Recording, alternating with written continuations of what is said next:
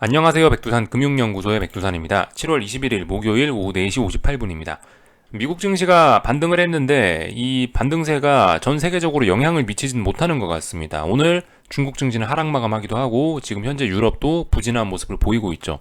물론 오늘 한국 증시와 일본 증시 같은 경우는 또 대만 증시 같은 경우는 상승 마감하긴 했는데 아무튼 미국 증시가 탄력적으로 오르고 있는데도 불구하고 분위기가 훈풍이 그렇게 전 세계적으로 퍼지지는 않는 듯한 느낌입니다. 그 와중에 이제 일부 지역들은 또 다시 고점 패턴을 만들어내려고 하는 듯한 모습도 보이고 있어서 정말 세계 증시가 지금 분위기가 애매해요.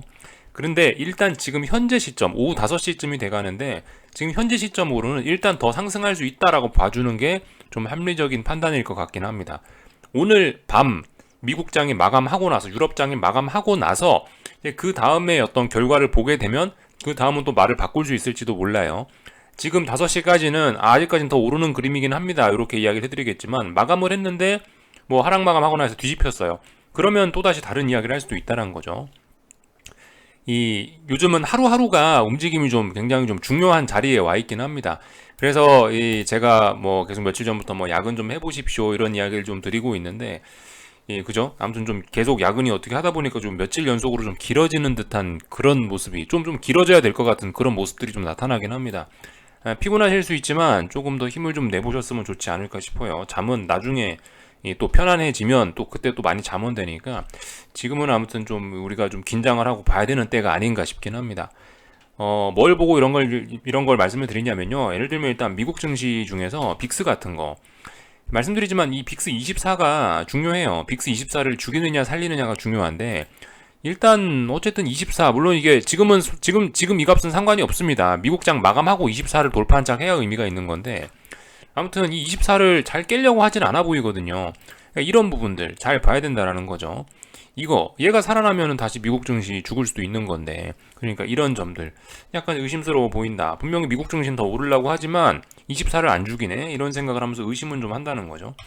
또한 지금 현재 유럽 증시, 특히 독일 증시인데요. 여기가 중요한 자리를 말씀드렸죠. 전저점 자리. 여기가 붕괴되면 이 자리가 코스피 선물 300과 비슷한 자리. 이 자리가 붕괴되면 코스피 코로나 때 저점까지도 갈 수 있는 가능성이 열리는 뭐 그런 자리다라고 이야기를 해드리고 있는데 이런 자리에서 급반등이 나왔죠. 이런 자리 붕괴시키고 급반등이 나왔는데 반등이 하루 멈췄어요. 그리고 오늘까지 멈출랑 말랑하고 있습니다.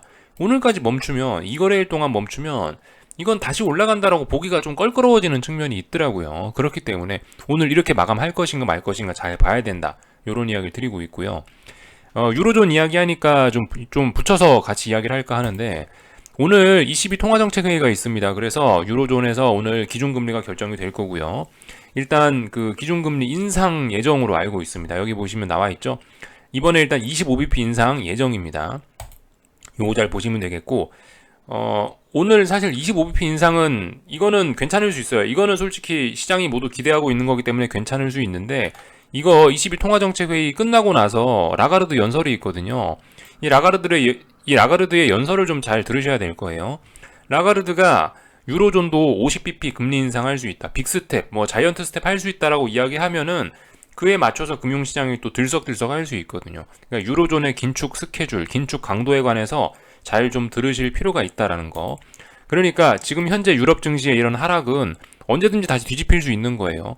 라가르드가 뭐라 한마디 함에 따라서 급등할 수도 있는 거고 폭락할 수도 있는 겁니다. 그러니까 오늘 좀 잘 보셔야 되겠죠. 그리고 이 라가르드의 연설과 22 통화정책회의를 잘 보셔야 되는 이유가 이게 달러 인덱스를 움직일 수 있기 때문에 그렇죠. 달러 인덱스를 움직일 수 있는 가장 중요한 요인이 바로 이런 부분이니까. 지금 주식시장이 왜 흔들린다라고 말씀드렸나요?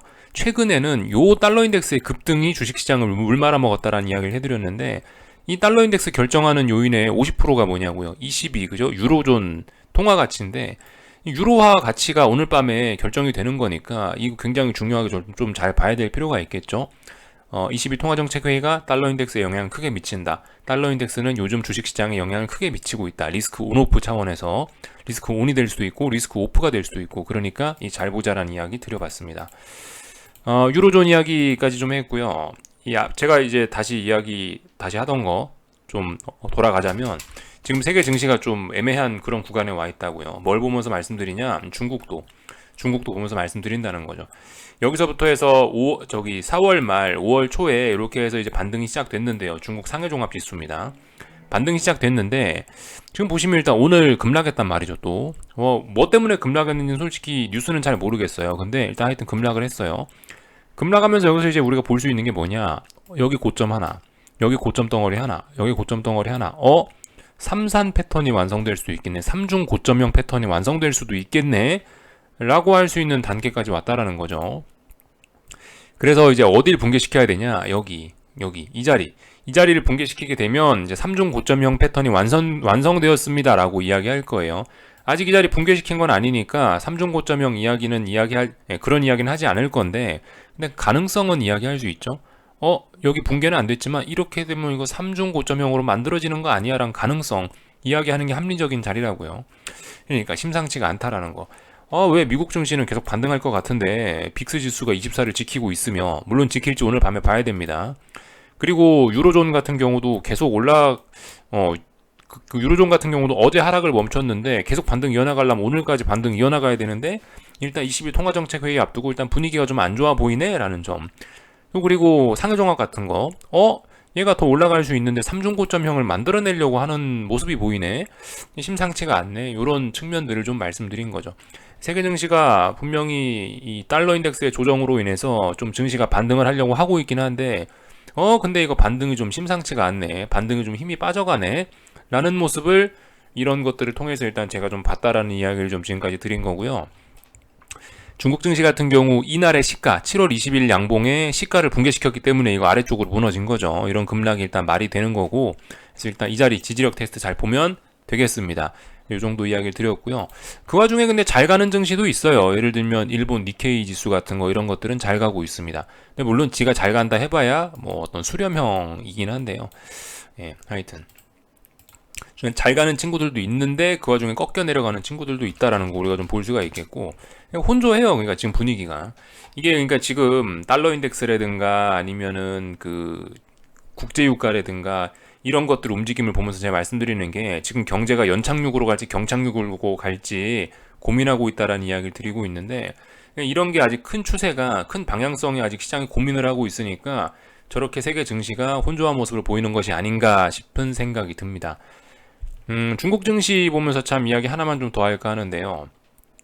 이런 측면으로도 좀 볼 수 있을 것 같아요. 어떤 순환매 개념, 순환매 이야기 들어보셨죠? 종목별 순환매 이런 개념으로 이것도 좀 설명을 해볼 수 있긴 있을 것 같아요. 그러니까 예를 들면은 이 전 세계 증시가 하락하고 있을 때 반등의 대장이 중국이었다 말씀드렸죠. 중국 증시가 이 전 세계 증시가 하락할 때 가장 강하게 빠졌었고, 반등할 때 이로 인해서 가장 강하게 올라왔었단 말입니다. 그죠? 그런데 막상 전 세계 증시가 반등을 하기 시작하니까 이 중국 상해종합 같은 경우는 오히려 지금 또 꺾이려고 하는 모습들. 그러니까 이게 약간 순환매 개념. 전 세계 증시가 올라오면 이미 많이 올라와 버린 중국 증시는 재미가 없을 수 있다. 뭐 이런 개념이 일부 적용돼서 중국 증시가 이런 것이 아닌가라는 생각도 좀 조심스럽게 해봅니다. 물론 이런 설명이 뭐 그다지 뭐 중요한 건 아니에요. 근데 이런 관점으로도 볼 수 있지 않을까. 순환매 차원에서요. 그죠? 뭐 중국이 강하면 뭐 미국이 강하고, 뭐 미국이 강하면 어떻게 되고, 이런 측면에서도 볼 수 있을 것 같다는 이야기 살짝만 던져놓고 갈게요. 중요한 건 아니고요. 그럴 수 있다 정도의 이야기입니다. 위안화 약세 흐름 나타나고 있죠. 위안화 약세 흐름. 그래서 위쪽으로 잘 가고 있다. 얘가 지금은 잘 버틸 수 있지만 지금은 여기 뭐 하고 있냐, 기술적으로 여기 전고점 자리에 저항을 테스트하고 있는 과정이죠. 근데 넘어갈 분위기고, 넘어가면 이제 다음번 진짜 전고점 자리 여기를 테스트할 겁니다. 여기까지 목표치가 열리겠죠. 아직까지는 위안화 요 구간에 있을 때는 중국 증시에 크게 환율이 영향을 못 미치는 것 같은데, 이 전고점 넘어가면 이제 그때부터 본격적으로 뭐 중국으로부터의 뭐 자본 유출 이런 이야기가 나올 수 있겠죠. 아직까지는 괜찮습니다. 근데 아무튼 이 흐름이 좋지 않아요. 증시에 우호적이진 않죠. 저점 계속 높아지고 있고, 이 고점, 이 삼각 수렴형을 위쪽으로 누가 봐도 안정적으로 돌파한착했고, 저항 넘어가려고 저항 소화하고 있으니까요. 하여튼 뭐 이런 모습입니다. 그래서 전반적으로 좀 흐름을 좀 살펴봤고요. 우리가 생각해봐야 될 만한 스케줄이 있습니다. 증시 스케줄 여러분들 잊으시면 안 되는데, 요겁니다. 요 7월 26, 27일인가 FOMC 회의 있죠. 요때가 제가 봤을 때는 어떤 시장의 변곡이 될 수 있을 거예요. 이때 자리 좀 잘 보자고요. 이때. 그러니까 제 생각에 일단은 뭐 오늘 밤에 어떻게 될지 모르겠는데 일단 5시 8분 지금 현재 시간으로선 전 세계 증시가 반등하고 있다라고 일단 보고 있거든요. 그러니까 이 반등세가 언제까지 갈 거냐, 뭐 특별한 이벤트 없으면 계속 반등하겠지라는 생각을 일단 갖고 보고 있어요. 보통 상승은 또 길고 느리고 그러잖아요. 최소한 한 일주일 정도는 FOMC 회의까지는 이렇게 반등 분위기가 좀 이어지지 않을까라는 막연한 생각은 갖고 있는데, 어쨌든 이거는 뭐 별 근거 없는 그냥 저의 추측이니까 와 쟤는 그냥 저렇게 생각하는구나, 이 정도로 받아들이셨으면 좋겠고요. 그렇습니다. 특별한 이벤트 있기 전까지면 뭐 계속 일단 오를 수 있다라는 입장이긴 해요. 뭐 물론 지금 악재도 여러 가지 있습니다. 아직도 7월 달에 75bp를 올리니 100bp를 올리니 연준에서요. 그런 부분 고민하고 있고 해서 악재가 여전히 있긴 있는데, 악재가 있다고 시장이 반드시 폭락하라는 법은 없거든요. 원래 증시는 그 우려를 먹고 자라는 법입니다. 그죠? 그러니까 오히려 저런 악재들이 적당히 있는 게 이 시장의 상승에 도움이 될 수 있기도 해요. 하여튼 뭐 그런저런 측면들 생각해 보면 전 그래서 오늘 밤에도 만약에 증시가 위기를 잘 넘겨주고 빅스가 24를 붕괴시키고 시장이 잘 안정을 되찾으면은 어떻게 해서 한 일주일 정도 더 오를 수 있지 않을까 싶은 생각 정도는 해보고 있다는 거죠. 그러니까 뭐다? 일단은 좀 여유롭게 좀 생각을 좀 가져보시고요. 만약에 이제 오늘 밤에 어떤 이유로 해서 증시가 갑자기 분위기 뒤집어졌어요. 그렇게 해서 뭐 빅스 지수가 제가 이야기한 대로 24를 돌파한 척 해갖고 속 시원한 장대 양봉이 튀어나오고 S&P와 나스닥이 급락을 해가지고 다시 3,900을 붕괴시키고 12,200을 붕괴시키고, 만약에 이제 그런 그림이 나타난다면은, 그런 그림이 나타난다면 뭐 거기에 맞춰서 또 대응을 해야겠죠. 지금 제가 시장이 올라간다라고 이야기하는 건 어제 종가까지 보고 이 흐름이면 일단 올라가는 게 맞지 않냐고요. 근데 오늘 밤에 뒤집을 수도 있죠, 그죠? 오늘 밤에 뒤집어지면 뒤집어진 걸 가지고, 오늘 밤에 뒤집어진 결과를 가지고 그 다음 날부터 대응해도 늦지는 않거든요. 그러니까 지금 상황에서는 솔직히 물론 뭐 인버스를 잡을 수 있는, 하방 베팅을 할 수 있는 어떤 근거가 잘 찾아보면 없지는 않을 거예요. 근데 일단 계속 올라가려고 하는 건 사실이란 말입니다. 그러니까 아직까지 제 입장에선 그래요. 제 입장에서는 이런 상황에서는 아직까지 어떤 강력하게 하방을 지금 당장 베팅해야 될 근거는 전 잘 보이지 않는다는 입장이에요. 여기서 뭐 오늘 밤에 이 상승이 뒤집어지면서 3,900을 붕괴시키거나 S&P가 그런 모습이 나오면 그거는 좀 의미 있는 하방 베팅의 신호다라고 생각해서 그 신호를 가지고 다음 날부터 움직일 수 있다라는 게 제 입장이거든요. 그러니까 일단 오늘 밤에 좀 지켜보면 되겠죠. 솔직히 어젯밤에는 제가 이제 조금 좀 마음을 졸이면서 보긴 봤는데, 오늘 밤에는 그냥 마음 편안하게 보려고요. 오늘 밤에 뭐 급락하면은 이제 그 다음 날부터 잘하면 된다라는 생각이고, 오늘 밤에 또 오르는 게 전 자연스럽다는 입장을 일단 가지고 보고 있어요. 일단 뭐 그렇게 이야기를 좀 드리고, 오늘 밤에 경제지표 발표가 있긴 있습니다. 오늘 밤에 또 뭘 보셔야 되냐? 22 통화정책회의 말고도 고용지표, 이니셜 잡리스 클레임하고 여기 필라델피아 페드 매니팩처링 인덱스, 요거 두 가지 정도를 좀 신경 쓰시면 되겠습니다. 이니셜 잡리스 클레임은 솔직히 뭐 시장에 큰 영향을 미칠 것 같지는 않고, 사실 이 제가 말씀드린 두 가지 지표 다 평상시에는 그다지 시장에 영향을 안 미칠 수 있는 그런 가벼운 지표들이긴 한데요. 근데 요즘은 일단 경기 침체 우려 이런 거를 시장이 하고 있는 상황이기 때문에 이런 제조업 지표들이 어떻게 나오느냐에 따라서 시장이 충분히 충격도 먹을 수 있다라고 생각하거든요. 이런 부분 그래서 좀 주목하자라는 이야기를 드려봤습니다. 나머지는 없고요.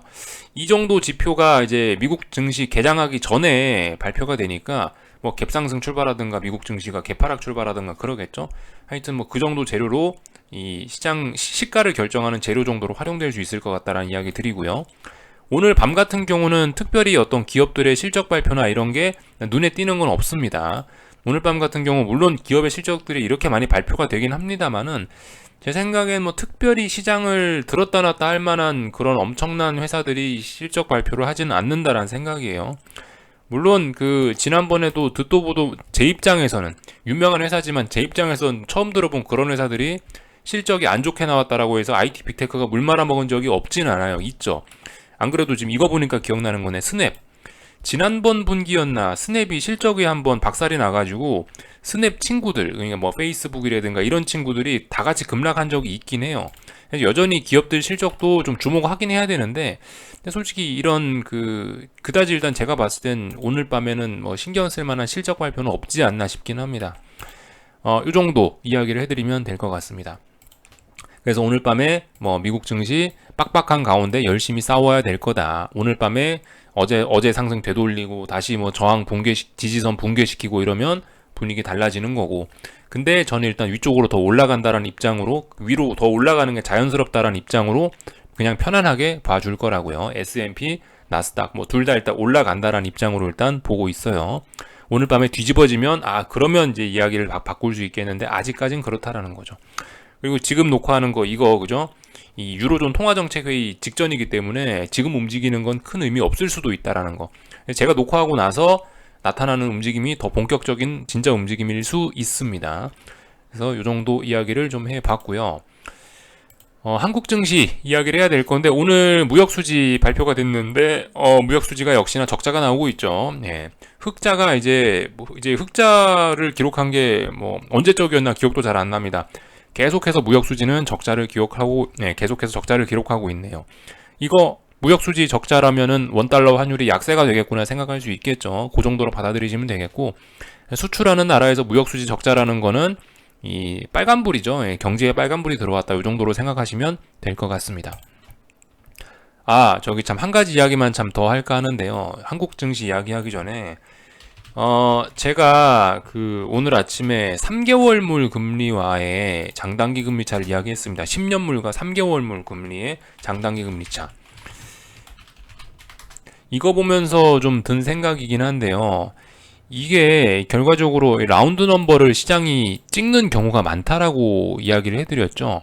그냥 보통 라운드 넘버가 어디예요? 여기 0자리 이런 데까지 보통 간단 말입니다. 이 시장의 움직임은 보통 극단을 봐야 끝나는 경우가 많긴 하거든요. 결과적으로 얘가 0을 한번 터치할 것 같긴 한데 라는 막연한 생각이 있긴 있습니다. 근데 제 생각엔 이게 0으로까지 터치하려면 아직까지 좀 그래도 시간이 좀 많이 남은 것 같긴 해요. 그래서 아무튼 이거 분명히 쉽게 내려오긴 어려울 것 같고 최근에 움직임이 좀 급했어가지고 금방 어떻게 좀 금방 다시 역전시키긴 좀 어려울 것 같고, 그래서 어쩌면 지금 최근에 지지난주까지 해서 주식시장이 상당히 빠른 경기 침체를 예상을 하고 그렇게 시장이 움직였었거든요. 그래서 저도 여기에 맞춰서 이거 생각보다 굉장히 경기 침체가 빨리 오려나 보다라는 시나리오를 갖고 이렇게 물음표를 갖고 움직이긴 했어요. 내 생각보다 훨씬 경기 침체 빨리 오는 거 아니야 라는 시나리오를 저도 가져봤는데, 일단은 너무 빠른 건 아닌 것 같고 지금 당장은 일단 경기 침체는 아닌 것 같고, 근데 그렇다라고 해서 이 3개월물과의 이 10년물과 3개월물 간의 어떤 이런 장단기 금리차 같은 걸 확인을 해보면은 그래도 조금은 좀 여유가 좀 더 있지 않을까.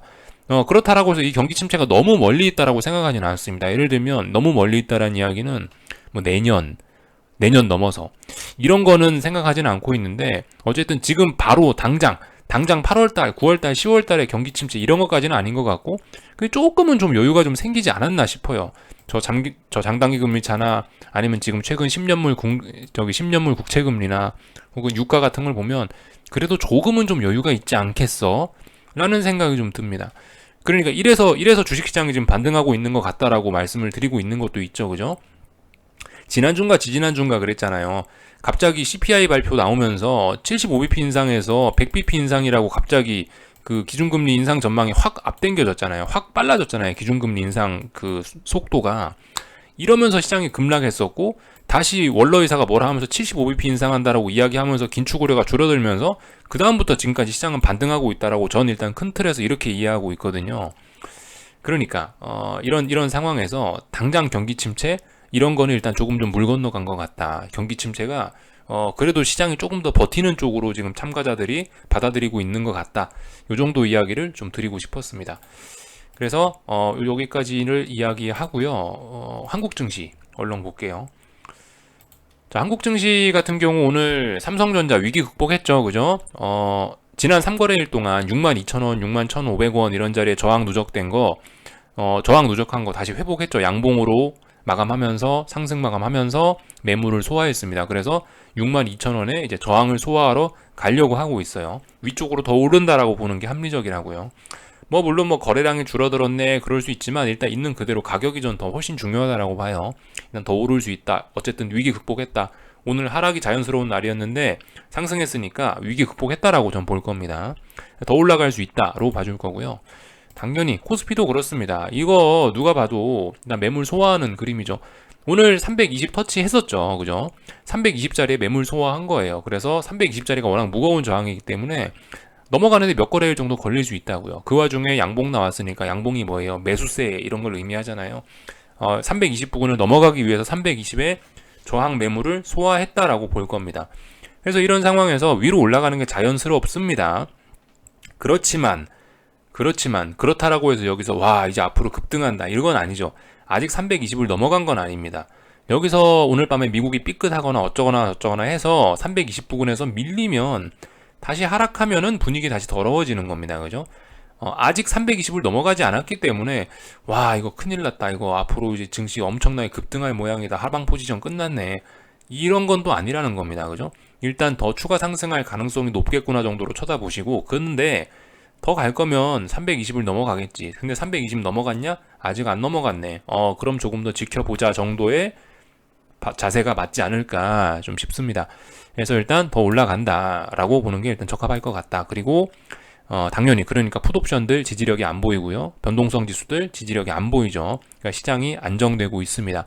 더 오를 수 있는 거예요. 오늘 밤 미국에 따라 결론은 바뀔 수 있겠지만 지금 현재 5시 20분 상황에서는 장마감된 걸 보면은 더 올라갈 수 있겠구나라고 봐주시면은 마음 편안하죠. 깔끔하죠. 코스닥 지수 같은 경우 오늘 하락 마감 정도 했으면은 아이고 저항이 누적됐습니다 이러겠는데 이것도 그냥 더 올라간다라고 봐주는 게 합리적일 것 같습니다. 아래 꼬리 달고 하방 경직성 확인했고요. 음봉이라고 하긴 좀 그렇지 않습니까? 시가와 종가가 거의 같은 도지형 봉이다 이렇게 그냥 표현을 하겠습니다.